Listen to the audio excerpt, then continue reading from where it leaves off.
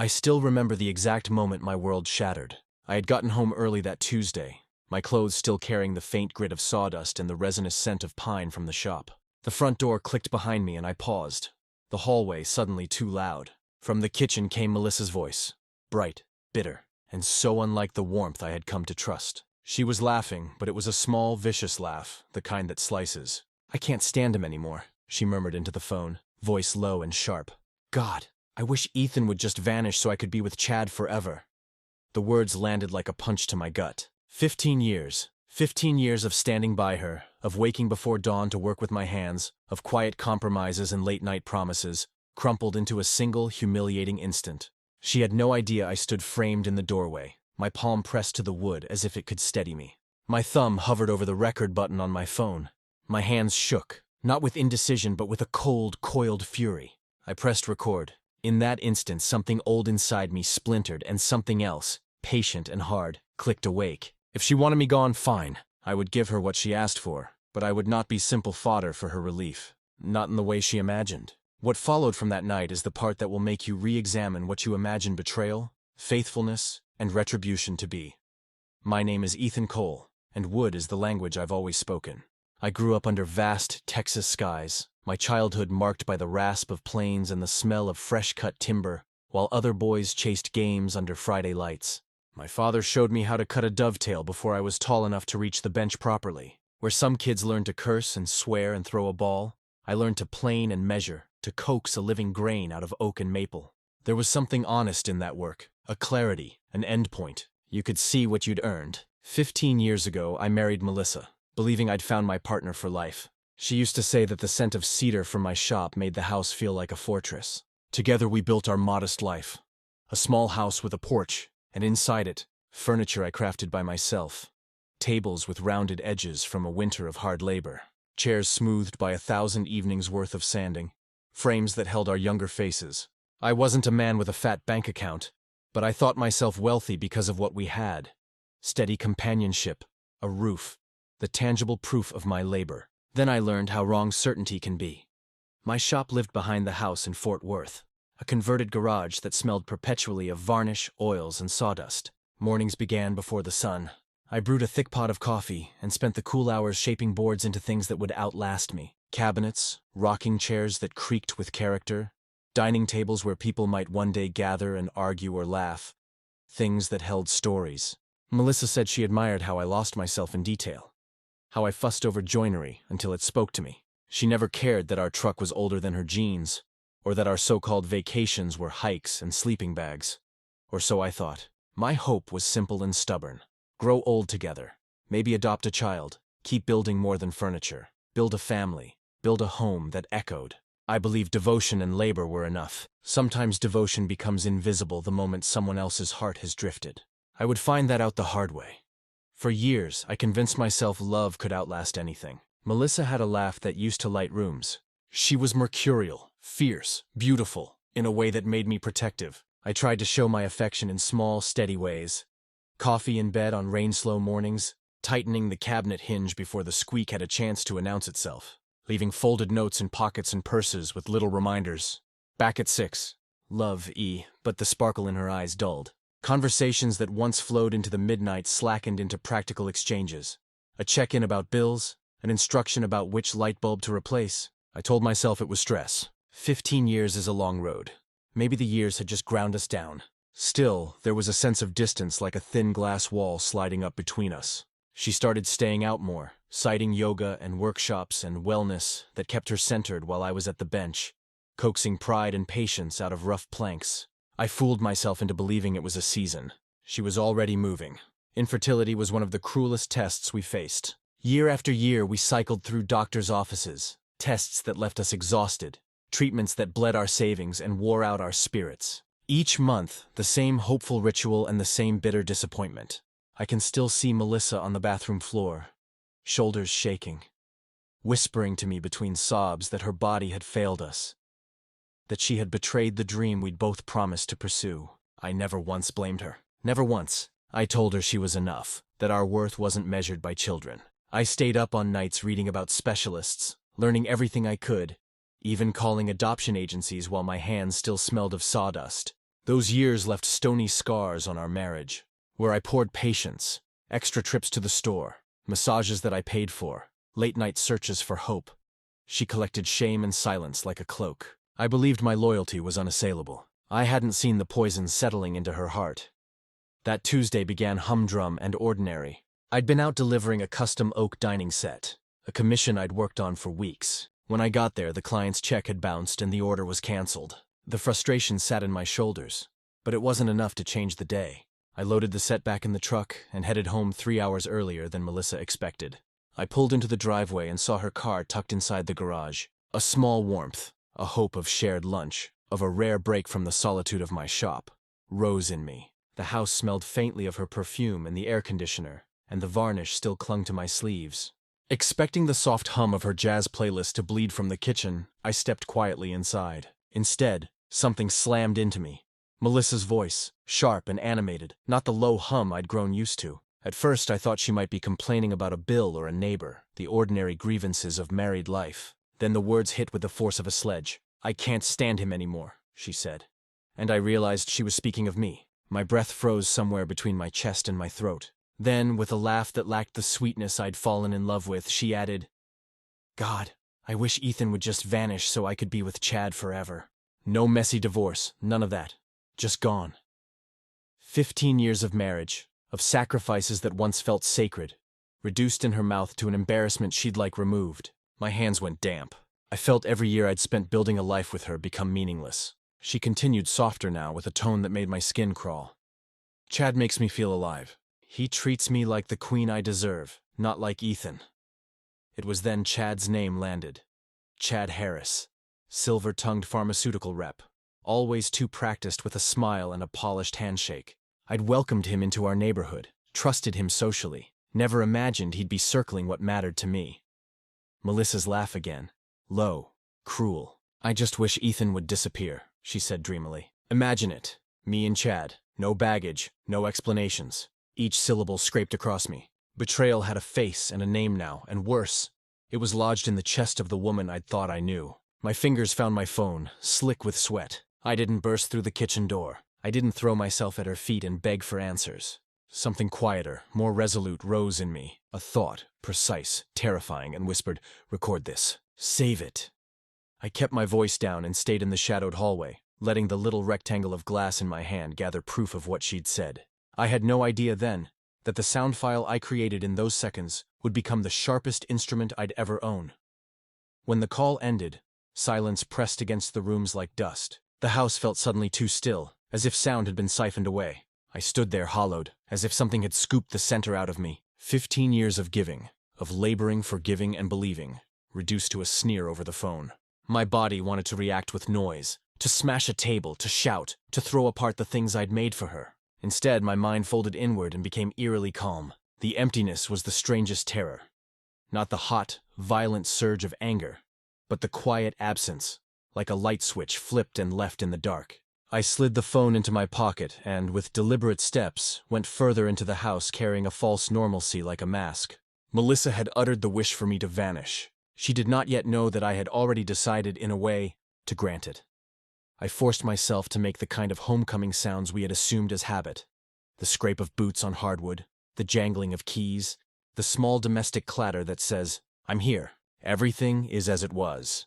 I called out, "Honey, I'm home," letting my voice hold steady over the tremor inside me. Melissa emerged from the kitchen with her phone tucked away, and a smile that could have been the one I remembered. She planted a kiss on my cheek like an actress delivering a line perfectly timed. I returned the smile, asked about her day, made small talk. All of it practiced, all of it a performance. Inside, though, I cataloged everything. The way she tucked hair behind her ear when lying, the little limp in her explanations, the names she used when she wanted to make something sound casual. I did not confront her that night, nor the next. I watched. I listened. I began to map the contours of her life outside the marriage. The excuses, the classes, the weekend getaways that were never truly about wellness. Every laugh she gave to another man, every vanished evening. Every secret text became another fissure I logged, where she saw me as deaf and blind. I became an archivist of betrayal, storing away the evidence of her choices. There was, in me, a strange clarity. A plan forming not from malice, but from a bone-deep sense that if this marriage was to be unmade, it would not be done by hysteria, but by a measured hand. I kept the recording, replayed certain phrases inside my head like a litany, and let the cold, practical part of myself take root. That night, lying awake beside Melissa, I stared at the ceiling while her breathing settled into the slow rhythm of sleep. For years, I had lived for this woman. Every calloused hand, every sleepless night at the workshop, every sacrifice tied to the hope that she saw me as her partner. But now I knew the truth. She saw me as nothing, a burden, a man she wished would simply disappear. So I made a decision. If she wanted me gone, then I would give her exactly what she asked for. Not in a fit of anger, not with shouting or slammed doors, but with precision. Quiet, deliberate, devastating. I would vanish from her life, but not as a broken man crawling away. I would leave her with nothing. No house, no support, no lover to fall back on. Melissa had wished for freedom. What she would get was abandonment dressed as revenge, and I had already taken the first step. The next morning, while Melissa was at one of her so-called yoga classes, I stepped into my truck, rolled up the windows, and dialed a number Ike knew by heart, my brother Kyle. We grew up hammering nails side by side, but where I stayed in the shop, he moved into real estate. Over the years, he'd built a reputation in Texas for getting things done quickly and, more importantly, quietly. "Ethan," he answered, his voice warm as always. "What's going on?" I didn't waste time. I need the house sold fast. Cash buyer, no public listings. There was a pause. Kyle knew me too well. "You're not running into trouble, are you?" "Just trust me," I said. "Handle it off the books. Discreet." Kyle hesitated for only a moment before replying. "All right, I'll make some calls." I hung up, staring at the shop I'd built with my own hands. Step one of my vanishing act was already in motion. Kyle called me back that evening. "I got a buyer in mind," he said. "Tech guy from Austin. He pays in cash, hates paperwork, and doesn't ask questions. If you're serious, I can move fast." "Move," I told him. My voice was steady, but my chest burned. From that moment, every smile I gave Melissa was part of an act. While she thought I was fixing cabinet hinges or sanding down cedar planks, I was mapping out the quiet dismantling of our life. I checked the deed and the homestead waiver Melissa had signed during a refinance years ago. The house had always been in my name, bought before our marriage. With that waiver on file, legally it was mine to sell. That fact alone was like a weapon in my pocket. At night, I'd sit in my workshop pretending to sketch designs, but instead writing lists. What to take, what to leave. What would hurt her most when she realized it was gone? She wished I would vanish. Soon, she'd see what vanishing really looked like. The next call was harder to make, not because I doubted, but because it meant I was crossing a line I could never uncross. Mark Jacobs, an old high school friend turned ruthless divorce attorney. His reputation was brutal. And in our town, whispers said, he'd left more than a few cheating spouses penniless and bleeding pride. When he answered, his voice carried that same sharp edge I remembered. "Ethan, long time. What's on your mind?" I didn't bother with small talk. "I've got proof, Mark. Audio recordings. 15 years of marriage, and she's been cheating. I want out fast, and I don't want her walking away with Adam she doesn't deserve." There was a pause, then a low whistle with audio.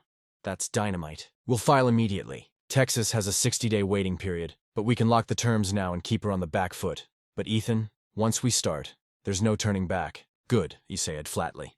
"I don't want to turn back." That night, I slept beside Melissa, already filing for her absence. After the call with Mark, I knew what had to be done. A case wasn't built on anger. It was built on evidence, so I became a collector. Every evening, while Melissa texted away in the other room, I quietly built a file that would seal her fate. I started with the audio recording, the crown jewel, her voice crystal clear, confessing everything. Texas is a one-party consent state. The recording was legal and admissible. Then I cataloged screenshots, late-night messages she left glowing on her phone screen, little lies about yoga workshops that never existed. I documented every asset, serial numbers on appliances, bank statements, even receipts for her sudden bursts of self-care. Each piece of jewelry from Chad photographed under the harsh shop light, filed with timestamps.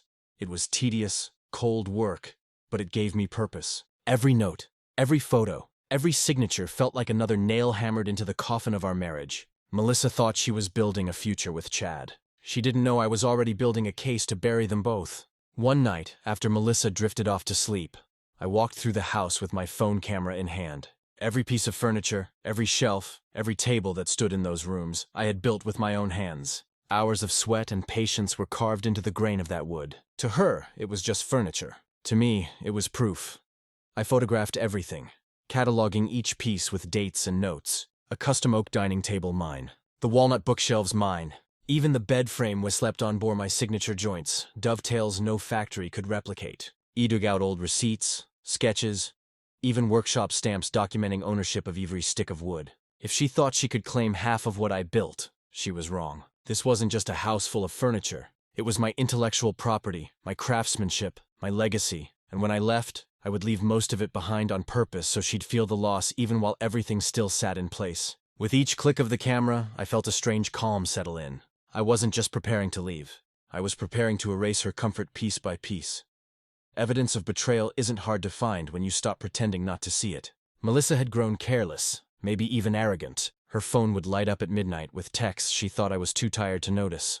Can't wait to see you again. Tonight was amazing. Words that didn't belong to me. I snapped photos whenever I could. Screens glowing in the dark. Her careless smiles as she typed. In her gym bag, I found receipts from dinners I never shared. Hotel stays I never booked. Then came the gifts. Silk scarves, expensive perfume, Adiman bracelet, all far beyond what my modest woodworking income could afford. Each lie she told me about yoga retreats or wellness classes, I backed with proof, maps, timestamps, call logs. By the end, my evidence file had grown thick enough to choke her excuses. I didn't rage. I didn't cry. I simply documented. Because when Judgment Day came, I wanted the truth to speak louder than my pain. If Melissa suspected anything, she never showed it, and I made damn sure she didn't. By day, I was the same husband she thought she could laugh at behind my back. I brewed her morning coffee exactly the way she liked it. Extra cream, 2 sugars. I slipped handwritten notes into her yoga bag, little reminders of love I no longer felt. At night, I kissed her forehead, asked about her day, and pretended to care about every lie she spun. Inside, though, I was hollow. Each gesture wasn't affection anymore. It was camouflage. The kinder I seemed, the less she questioned. She believed I was still blind, still the loyal fool who would never leave. And that was my advantage. The closer I held her, the deeper she walked into her own betrayal, oblivious to the trap closing around her. Melissa thought she was winning. What she didn't realize was that she was already playing by my rules. The more I played my part, the bolder Melissa became. She mistook my calmness for weakness, my silence for ignorance. She thought I was still the naive husband who would do anything to keep her happy. The man who adored her blindly no matter how cold she grew. I could see it in the way she smirked when she left for her yoga workshops. In the way she flaunted gifts she claimed were from her instructor. She believed I was too simple, too devoted, too stupid to question her stories. What she didn't know was that every lie she told only sharpened my resolve. Every laugh she shared with Chad in secret was another brick in the wall I was building. One that would collapse on her when the time was right. Melissa thought she was living in control of our marriage. But the truth was, I had already begun rewriting the ending she never saw coming. While Melissa floated through the house, humming like a woman already free, I was making my own quiet moves. The first was money. Every paycheck that hit our joint account. I siphoned a portion into a new account Mark helped me set up under my name. Only small amounts at first, nothing large enough to raise suspicion. Over the weeks, those quiet withdrawals grew into something substantial. I liquidated old savings bonds, moved workshop earnings, even sold a few custom pieces for cash and tucked it away. Melissa still had access to the joint account, still swiped her card for yoga classes that didn't exist, and spa days Chad probably encouraged. She thought nothing had changed. But beneath the surface, the river was shifting. By the time she realized what I'd done, she'd have no claim, no cushion, no safety net. She wished me gone. Soon her wish would strip away everything she thought she could count on. The deeper my plan went, the sweeter I became. If Melissa thought I was clueless before, now she was certain. I brought her breakfast in bed on Sundays, flowers on random Thursdays, even surprised her with wine and candles after dinner. Each gesture made her relax a little more, convinced that she still had me wrapped around her finger. She'd laugh at her phone while texting Chad, then turn tome with a dismissive smile. I'd respond with tenderness, stroking her hair, telling her how beautiful she looked, thanking her for being my wife. Inside, the words tasted like ash, but outwardly, I played the role to perfection. The more devoted I appeared, the more reckless she became. She stayed out later, brought home expensive trinkets she thought I wouldn't question. She believed she was building a life of freedom. What she didn't know was that every kiss, every note, every bouquet was really the wrapping paper on her downfall. Chad Harris. His name had echoed in my head ever since I heard Melissa whisper it like a prayer. I knew exactly who he was. The polished pharmaceutical rep who strutted into our neighborhood with his pressed shirts, perfect teeth, and a smile designed to sell trust. The kind of man who never had calluses on his hands, who shook yours with one palm while keeping the other ready to take what wasn't his. I remembered the cookouts, the friendly banter. He'd slap me on the back, compliment my furniture, ask how business was going. All the while, he was circling my wife like a hawk that had already chosen its prey. Melissa saw his shine and mistook it for substance. I saw a slick salesman who thrived on other people's weaknesses, and weakness was exactly what my wife had become. What neither of them realized was that their affair wasn't just a betrayal. It was the spark that lit the fuse under everything I was about to destroy. There were nights when the weight of it almost crushed me. Hearing her laugh in the next room, knowing those texts weren't meant for me, watching her twirl a news scarf in the mirror, pretending it was from some yoga instructor. Each moment felt like a splinter driven deeper under me skin. I wanted to shout, to confront, to tear down the lies right then and there. But I didn't. I couldn't. Rage would only give her power, and I wasn't about to hand her that satisfaction. So I kept my silence. I smiled when she spoke, nodded when she lied, kissed her goodnight like nothing was broken. Meanwhile, every hour of calm was another brick laid in the foundation of my plan. It hurt like hell, but silence became my weapon. The more she believed I was blind, the sharper my vision became. She thought I was paralyzed by devotion. She never realized I was sharpening the knife behind my back. By the third week, every piece of the puzzle was in place. The house sale was nearly finalized, the new account padded with enough cash to rebuild my life, and Mark had divorce papers drawn up tighter than a steel trap. All I needed now was timing. I chose the Thursday Melissa always left for her so-called advanced yoga workshop. She'd be gone until late, laughing with Chad between poses she never intended to stretch. That gave me the perfect window. Hours to close on the house, move my essentials, and vanish before she even realized the air had shifted. I marked the date on my workshop calendar in plain sight, a simple star in the corner. Melissa never noticed. Why would she? She was too busy dreaming about a life without me. What she didn't know was that her dream would come true exactly on my terms. And when it did, she wouldn't be celebrating freedom. She'd be choking on it. Thursday dawned gray, the kind of sky that feels like it's holding its breath. Melissa was humming upstairs, tossing leggings and a yoga mat into her bag, the same performance she gave every week. I poured her coffee just the way she liked it. 2 sugars, extra cream, and set it on the counter. She kissed my cheek absent-mindedly, already halfway out the door in her mind. "I'll be late tonight," she called from the stairs. "Advanced workshop runs till 9. "Be safe, honey," I replied, steady as stone. She smiled, thinking I was still the man who'd wait patiently for her return. But by the time she drove off, I wasn't her husband anymore. I was a ghost walking through our house for the last time. At exactly 10:47 that morning, while she was texting Chad from a yoga mat she'd never unroll, I signed the papers that erased our life together. Melissa had no idea her wish had just come true. At 10:47 a.m., I sat across from the notary at a polished oak table, pen in hand. The stack of documents in front of me felt heavier than any beam of lumber I'd ever carried. Each signature I laid down wasn't just ink. It was a severed thread. With every page, I was cutting ties to the walls I had built, the floors I had sanded, the shelves I had carved for the woman who once said my work made her feel safe. Melissa had called this place our home, but in truth, it was mine before it was ever ours. When the last page was signed, the notary smiled, slid the folder away, and shook my hand. "Congratulations. The property is officially transferred." Minutes later, I checked my account. The deposit had cleared, clean, final, untouchable. While Melissa stretched lies on her yoga mat, I had just pulled the ground out from under her feet, and she wouldn't realize it until it was far too late. By noon, the house echoed with emptiness. I walked room to room, pulling only what truly mattered. Clothes, photo albums, my grandfather's woodworking tools, a few keepsakes from a life that was no longer mine. Everything else, the furniture, the appliances, the little luxuries would stay behind. When it was over, my entire life fit neatly into 12 boxes. 15 years reduced to a dozen cardboard squares stacked in the back of my old Dodge pickup. It looked more like I was heading out for a long weekend than erasing a marriage. And that was the point. No mess, no scene, no obvious trace. I paused in the workshop, running my hands across the scarred workbench where I had built so much for her. Furniture, shelves, even dreams. Then I closed the lid on the last box and sealed it with tape. Melissa had wanted me to vanish, and in a few short hours, those 12 boxes would be all that remained of me in her world. With the truck loaded, there was only one task left, the letter. I sat at the kitchen table, the same table I had built from reclaimed oak, and pulled out a sheet of heavy paper. My hand didn't tremble. My words flowed steady, carved with the same precision I gave to wood.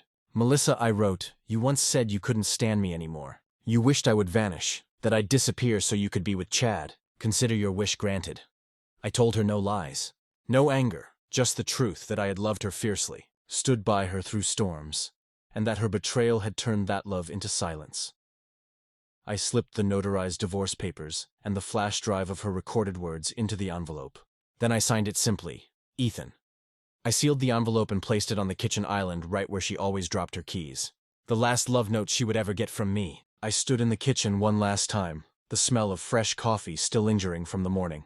In the center of the island sat the manila envelope, plain, unassuming, yet heavier than anything I had ever built. Inside were the divorce papers, signed and notarized, and the flash drive that carried her betrayal in her own voice. I placed it carefully where she always tossed her keys, knowing it would be the first thing she saw when she walked in. A cruel symmetry. The spot where she signaled her arrival would now mark my disappearance.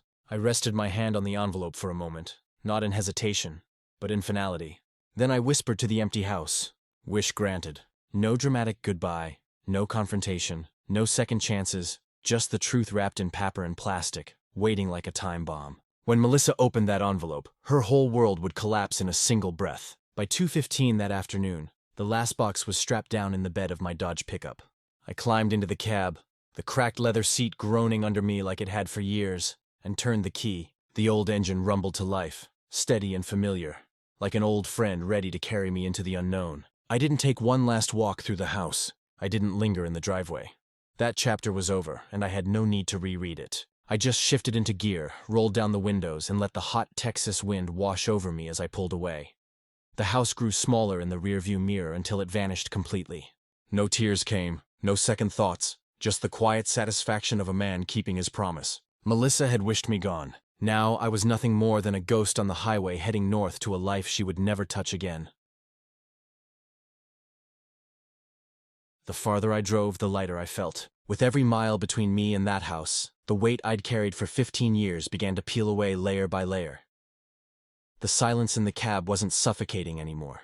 It was clean, almost holy. I rolled the window down, let the wind whip against my face, and for the first time in longer than I could remember, I breathed deep without fear of judgment. No sharp sigh from Melissa, no cruel laugh echoing in my head, just the road stretching ahead, endless and wide. Freedom didn't come in fireworks or grand gestures. It came in the simple hum of tires on asphalt, in the smell of gasoline and dust, in the realization that I owed her nothing anymore. Yet even in that moment of release, a shadow lingered, because true freedom isn't just leaving something behind. It's finding out who you become when the past can't follow you anymore. As the Texas highway stretched behind me, my mind couldn't help but wander back over the last 15 years. Memories flickered like mile markers. Our wedding day under the summer sun, Melissa's smile when we moved into the little house I had built with my hands, nights spent on the porch swing talking about the future. I remembered the softer moments too, the way she used to curl against me during thunderstorms, the laughter we once shared over burnt dinners, the whispered promises made in the dark. For a long time, I thought those things defined us. But now, replaying it all in my head, I saw the cracks that had been there all along. The subtle sighs when I came home from the shop. The way her eyes lingered on other men a little too long. The bitterness that grew after each failed treatment. 15 years. Once I thought they were the foundation of a life. Now I saw them for what they were. Chains I'd finally broken. By late afternoon, the sun was sinking low, painting the horizon in gold and rust. A green highway sign flashed past my windshield, now leaving Texas. For a moment, I tightened my grip on the wheel. That state held every memory I'd built and every betrayal I'd endured. Crossing that border felt like tearing out the last page of a book I could never rewrite. As the tires rolled into New Mexico, I let out a breath I didn't know I'd been holding. The land looked different, wider, emptier, freer. My past was behind me, shrinking in their view. Ahead lay open road. Possibility, a blank slate waiting to be carved. I didn't know exactly where I'd end up. Montana was the destination, but the real journey was deeper. Rediscovering who I was without Melissa's shadow over me. The border wasn't just a line on a map. It was the line between the man I had been and the man I was about to become. Montana had always been a quiet dream of mine. Wide skies, rugged mountains, a place where a man could disappear into honest work and never look back. As the miles slipped beneath my tires, that dream stopped being a fantasy and started becoming a plan. I pictured a small cabin on the edge of town, the smell of pine thick in the air. A workshop out back where I could lose myself in wood and silence. No lies, no false smiles, just clean lines, clean cuts, and a life built on my terms. The farther north I drove, the clearer it became. I wasn't running anymore. I was heading toward something. Toward freedom. Toward peace. Toward a version of myself that Melissa had never seen and never could destroy. The road stretched endlessly before me, and for the first time in years, I felt anticipation instead of dread. Montana wasn't just a destination. It was a rebirth waiting at the end of the highway. At 7:30 that evening, Melissa pulled into the driveway, humming along to the radio, her phone buzzing with another message from Chad. She barely noticed how quiet the house seemed as she tossed her purse onto the counter, scrolling through her texts. She opened the fridge, grabbed leftover takeout, and popped it in the microwave, still grinning at her screen. But when she reached for a bottle of water, her eyes caught on something unusual. A manila envelope sat squarely on the kitchen island, her name written across the front in Ethan's unmistakable handwriting. The same careful script that had once penned love notes and birthday cards now stared back at her like a warning. Curious, almost annoyed, she tore it open, expecting maybe another sentimental letter from the husband she believed was too weak to ever leave. But what slid out wasn't love. It was divorce papers, a flash drive, and a note that would stop her world cold. The papers slipped from Melissa's hands onto the counter with a thud that echoed louder than the microwave's beeping. Her eyes raced over the bold letters petition for divorce, and then down to the signature at the bottom. Ethan's name, neat and final, stared back at her like a death sentence. Her hands shook as she grabbed the flash drive and jammed it into her laptop. Within seconds, her own voice filled the kitchen, cold and venomous. "I can't stand him anymore. God, I wish Ethan would just vanish so I could be with Chad forever." It was like being stabbed by her own reflection. Every cruel syllable she thought had vanished into the air came roaring back undeniable in Ethan's steady recording. Melissa covered her mouth as if she could silence her own betrayal. Tears blurred the screen, but the voice kept playing merciless. Then came the knock at the front door, sharp, insistent, impossible to ignore. Melissa stumbled to the front door, her pulse hammering in her ears. She yanked it open, half expecting Ethan to be standing there, ready to gloat or beg. Instead, two strangers in business attire stood on the porch, clipboards in hand, polite smiles on their faces. "Mrs. Cole," the man asked. "I'm Michael Smith, and this is my wife, Sarah. We're the new owners of this property. We'll need you to vacate within 72 hours per the possession transfer addendum." Melissa's mouth went dry. "What are you talking about? This is my house." Sarah handed her a thick folder. Deeds, signatures, notarized seals. Every page bore Ethan's name, clean and legal. Melissa's knees nearly gave way as she flipped through the documents. He hadn't just left her. He had sold the very ground beneath her feet. "There must be some mistake," she whispered. But the cold reality was written in ink. Her home wasn't hers anymore. It never truly had been. Melissa clutched the folder, her hands trembling so violently the pages nearly slipped to the floor. "You can't do this," she stammered, her voice breaking. "This is my home. I've lived here for 15 years. Michael's tone remained calm, almost apologetic. "I'm sorry, ma'am. The sale closed this morning. Legally, the property belongs to us now. We've scheduled a walk-through tomorrow. Movers are on standby once your 72 hours are up," Sarah added gently. "We understand this must be difficult, but the paperwork is final. The deed was in your husband's name before the marriage. It was his to sell." Melissa's stomach churned, bile rising in her throat. She wanted to scream, to claw back what was already gone. But the signatures were undeniable. Ethan's careful script on every page was like a knife twisting deeper. The strangers offered a polite nod and turned to leave, their footsteps echoing on the porch. Melissa was left standing in the doorway holding proof that her life had been erased in a single day. Minutes later, a process server knocked and handed her the filed divorce petition and return of service paperwork. The envelope on the island had only been a courtesy copy with the evidence drive inside. The moment the new owner's car pulled away, Melissa stumbled back into the kitchen, clutching her phone like a lifeline. Her hands shook as she dialed the first number that came to mind. Her sister, Rebecca, in Portland. "Becca." Melissa gasped when the call connected. "I need you. Ethan's lost his mind. He sold the house out from under me. Left me with nothing. Please, I just need a place to stay until I figure this out." There was a long pause on the other end. Then Rebecca's voice flat and hesitant. "Melissa, I can't. David's mother is visiting for the next 3 weeks. We don't have space." "Becca, I'm your sister," Melissa pleaded, her voice cracking. "Please, just for a few nights." "I'm sorry," Rebecca said. And then the line went dead. Melissa stared at the phone in disbelief.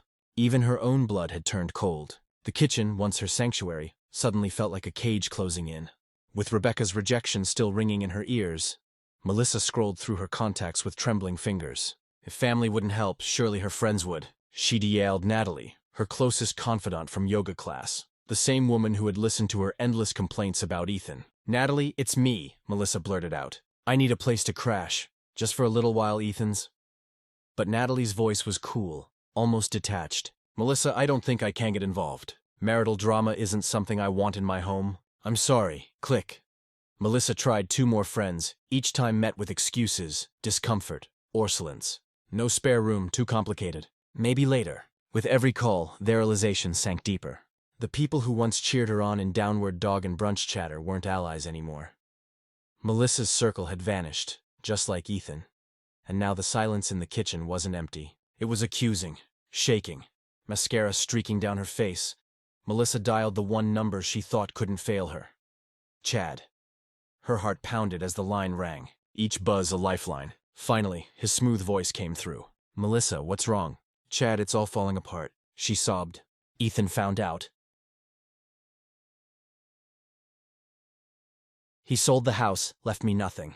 I need you. Please tell me I can come to you. For a moment silence. Then his tone shifted, icy and professional. Melissa, listen. My wife and kids get back from Connecticut tomorrow. This thing between us, it was never meant to be permanent. Her breath caught. But you said you loved me. You said I said what you needed to hear. Chad cut in. You're beautiful, but I'm not leaving my family. I never was. I can't help you. Goodbye. The line went dead. Melissa stared at her phone, numb. The man she'd betrayed Ethan for had just betrayed her in return. The phone slipped from Melissa's hand and clattered to the floor, the screen still glowing with Chad's rejection. She sank to her knees in the kitchen, the same kitchen where she had once mocked Ethan, laughing as she wished he would disappear. Now he had. The walls felt like they were closing in, the silence pressing against her chest until she could barely breathe. No husband, no lover, no family, no friends. Even the house she stood in was no longer hers. Everything she had traded Ethan's devotion for had evaporated, leaving only the sharp taste of regret. She pressed her palms to the cold tile, sobbing until her body shook.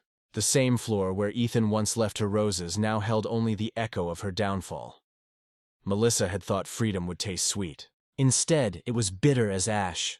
And for the first time in years, she realized the true cost of her wish. While Melissa's world collapsed back in Texas, I was unpacking my 12 boxes in Montana. I had rented a small cabin on the outskirts of Missoula. Nothing fancy, just 4 clean walls, a roof that didn't leak, and space to breathe. Out back was a detached garage, dusty and forgotten, but to me it was perfect. I swept the concrete floor, opened the windows, and set up my grandfather's tools one by one. The smell of pine carried in on the breeze, mixing with the oil and steel of the workshop. It felt like starting over, not as a husband desperate to please, but as a craftsman reclaiming his own worth. Neighbors waved politely, no one asking questions, no one knowing the man I had been. And for the first time in years, I liked that anonymity. Melissa had wished me gone, and here I was, gone from her life, but finally stepping into my own. Word travels fast in small towns, even about a stranger.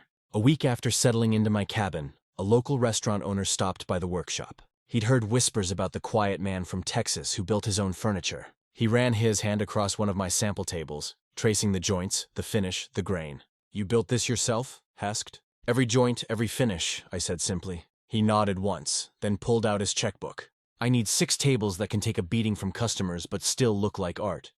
Can you do it? The deposit he wrote was double what I used to charge back home. As I watched him sign his name, I felt something I hadn't in years. Validation.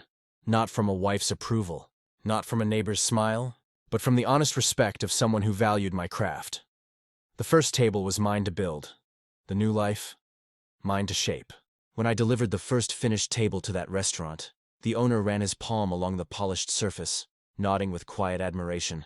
No fake compliments, no pity, just genuine respect for the work. He slid the table into the dining room, stepped back and said, "This will last longer than me." Those words struck deeper than Melissa's scorn ever had. For years I'd given my craft freely at home, only to have it dismissed as ordinary, unremarkable. But here in Montana, strangers saw value in what I made. They weren't just buying wood and nails. They were investing in me. Each handshake, each deposit, each nod of approval stitched me back together. Respect didn't come in grand declarations. It came in quiet gestures in the way people looked me in the eye. I realized then I hadn't just left Melissa. I had left behind the version of myself that settled for being invisible.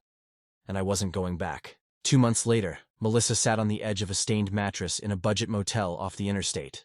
The wallpaper peeled in the corners, the air wry of bleach and mildew, and the flickering neon sign outside cast sickly light across her room. Her yoga studio friends had stopped answering her texts. The wellness blog she once bragged about lay abandoned, her followers dwindling to silence. With no house, no husband, no lover, she picked up substitute teaching jobs just to scrape by. The pay barely enough to cover rent for the week. She used to mock Ethan's old truck, his modest ways. Now she longed for the stability he had given her. Each night, alone in that motel room, regret settled heavier than the cheap blankets pulled up around her shoulders. She had once wished he would vanish. Now she was the one erased, reduced to a ghost in a room that smelled of broken dreams. One morning, sunlight streamed through the dusty windows of my workshop as I planed down a slab of cherry wood.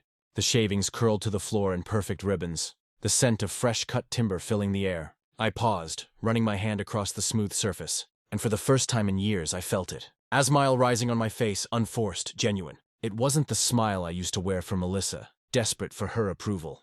It wasn't the mask I'd put on to hide my pain. This was different. This was mine. That simple curve of my lips carried more freedom than any grand celebration ever could. It was the smile of a man no longer chained to someone else's contempt, no longer defined by betrayal. In that quiet Montana workshop, surrounded by wood, steel, and sunlight, I realized I hadn't just survived. I was alive again, and I wasn't going to waste it. One evening, as I was sanding down the edge of a walnut table, my phone buzzed. It was Mark, my lawyer. His voice carried the same sharp confidence as always.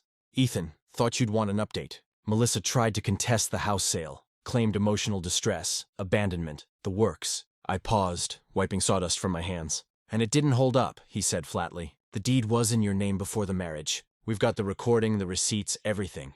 Judge dismissed her claims without hesitation. She walked out of that courtroom with nothing. I leaned against the workbench, the weight of his words sinking in. For years, she had mocked my devotion, gambled on my silence, and bet everything that I'd always be there. She was wrong. "Thanks, Mark," I said quietly. When I hung up, I didn't gloat. I didn't rage. I simply felt a steady calm. The law had spoken, and Melissa's kingdom of lies had finally crumbled. In the weeks after the court's decision, Melissa tried every trick she had left. Calls from unknown numbers, emails with subject lines like, "Please and just hear me out." Even messages through mutual acquaintances. Each one was a rope she threw, hoping I'd grab hold and pull her out of the pit she dug for herself. I didn't answer. I blocked her numbers, filtered her emails straight to trash, ignored every attempt to claw her way back into my life. For 15 years, I'd carried her weight on my shoulders. Now I was done being her crutch. One night, I sat in my cabin, phone buzzing again with an unfamiliar number. I looked at it for a long moment, then powered the phone off completely. The silence that followed wasn't emptiness. It was peace. That was the moment I knew. I hadn't just left Melissa. I had erased her from my life as completely as she once wished to erase me. Word spread faster than I expected. At first, it was just that restaurant owner showing off my tables, then his customers asking who had built them. Soon, I had a waiting list. Farmers wanting sturdy benches, couples ordering dining sets for their first homes, even a boutique hotel in Missoula requesting custom headboards. People started calling me the craftsman from Texas, a title spoken with respect rather than mockery. I charged more than I ever dared. Back home, and no one blinked. They knew quality when they saw it. In Montana, I wasn't the fool husband anymore. I wasn't the man defined by infertility struggles or by a wife's disdain. I was Ethan Cole, a woodworker whose hands turned raw lumber into heirlooms. Every plane of polished cedar, every dovetail joint, every grain of walnut whispered the same truth. I had rebuilt myself, and the man who once vanished was now becoming unforgettable. It was at the Missoula Library where I first noticed her. Claire, the head librarian. A widow, I later learned, though at the time all I saw was the quiet strength in her eyes. She wasn't flashy or loud. She carried herself with a calm dignity, like someone who had weathered storms and learned to live with the silence that followed. I'd stopped in to donate a handcrafted bookshelf, something simple, a thank you to the town that had welcomed me. Clara ran her fingers along the smooth finish, her expression softening. "You built this?" she asked.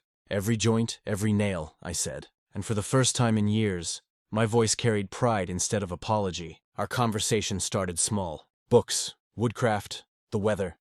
But there was something in the way she listened. Not to reply, but to understand. It wasn't love at first sight. It was gentler than that. It was the feeling of a door quietly opening after years of being locked shut. One evening after the library closed, Claire and I sat outside on a bench I'd built for her reading garden. The Montana sky was painted in lavender and gold, the kind of sunset that makes silence feel sacred. I don't know why, but words I had buried 4 months began to spill out. I told her about Texas, about the marriage that had rotted from the inside, about the night I heard my wife wish me gone. I told her how I disappeared, how I sold the house, how I rebuilt my life from 12 boxes and a broken heart. She didn't interrupt, didn't rush me. She just listened, her hand resting gently on mine, steady and warm. When I finally trailed off, expecting judgment or pity, she only said, "You carried too much alone for too long." No condemnation, no excuses, just understanding. And for the first time, I realized I wasn't alone anymore. With Claire, there was no performance, no pretending. I didn't have to hide my silence or explain it away. She understood that sometimes quiet carries more truth than words. She never compared me to who I had been, never asked me to forget what I had endured. She simply stood beside me, steady as the mountains on the horizon. Little by little, something inside me began to thaw. The bitterness that once clenched my chest loosened. I found myself laughing at small things again. Her dry humor, the way she tucked her hair behind her ear when she was deep in thought. I realized love didn't have to be grand gestures or constant sacrifice. Real love was built in the little moments. A shared cup of coffee, a walk under the Montana stars, the quiet comfort of knowing you are seen and valued. For the first time, I didn't just believe in freedom. I believed in love again. While Ethan's name quietly spread through Montana as a craftsman of rare skill, Melissa's name was disappearing. Her once bustling yoga blog lay abandoned, followers slipping away until her posts were met with silence. Photos that used to gather dozens of comments now sat untouched, digital ghosts of a life she no longer lived. At first, she tried to maintain the illusion. Smiling selfies in motel mirrors, vague captions about new beginnings, but no one believed it. Friends stopped liking her posts. Invitations dried up. Even the women she once confided in at yoga class avoided her glances at the grocery store. She had traded Ethan's loyalty for Chad's empty promises, and now both were gone. In the end, she wasn't remembered as a woman who found freedom. She was remembered as a woman who lost everything. And in the quiet motel room, as she scrolled past her own forgotten face, Melissa realized the world had already moved on without her. Late one night, I sat alone in my workshop, running my hand across a slab of unfinished oak. Its knots and cracks reminded me of scars, imperfections that told a story. I thought about Melissa, about the years I poured myself into her, believing devotion could fix what was already broken. That's when it hit me. Loving the wrong person is a kind of slow suicide. Every compromise, every silence, every sacrifice becomes another cut you make against yourself. You give pieces away thinking it's love, until one day there's nothing left but splinters. I had nearly destroyed myself trying to keep her whole, and she had laughed while I bled. But wood, like people, can be reclaimed, sanded, reshaped, given new purpose. I wasn't just surviving anymore. I was rebuilding. And this time I would never again waste my hands or my heart on someone who didn't see their worth. For most of my marriage, I measured my worth by Melissa's moods. If she smiled, I felt valuable. If she sighed, I felt small. I lived like a man on trial every day, waiting for a verdict that never came. But Montana taught me something different. My value wasn't tied to her approval. It was in the craft of my hands, the honesty of my work, the strength of my silence. Every table I built that found a home, every client who shook my hand and paid me what I was truly worth, reminded me of the truth I'd forgotten. I had always been enough. Self-worth isn't something you beg for, it's something you claim. And once you claim it, no one can take it from you. Melissa's betrayal didn't define me. My response to it did, and I chose to rise, to build, to become the man she could never break again. Each morning I woke to the scent of pine and the soft voice of Claire brewing coffee in the kitchen. The rhythm of my life had changed. No longer a cycle of appeasing someone who never saw me, but a balance of work that fulfilled me and love that nourished me. In the workshop I found meaning in every piece I shaped. Not just in the grain of the wood, but in the knowledge that people valued what I created. My tables held families. My chairs held stories. My work carried a legacy. And in Claire, I found the quiet kind of love that doesn't demand or diminish. She asked nothing but honesty, and in return, she gave understanding. With her, I didn't have to vanish to be free. I was free simply by being myself.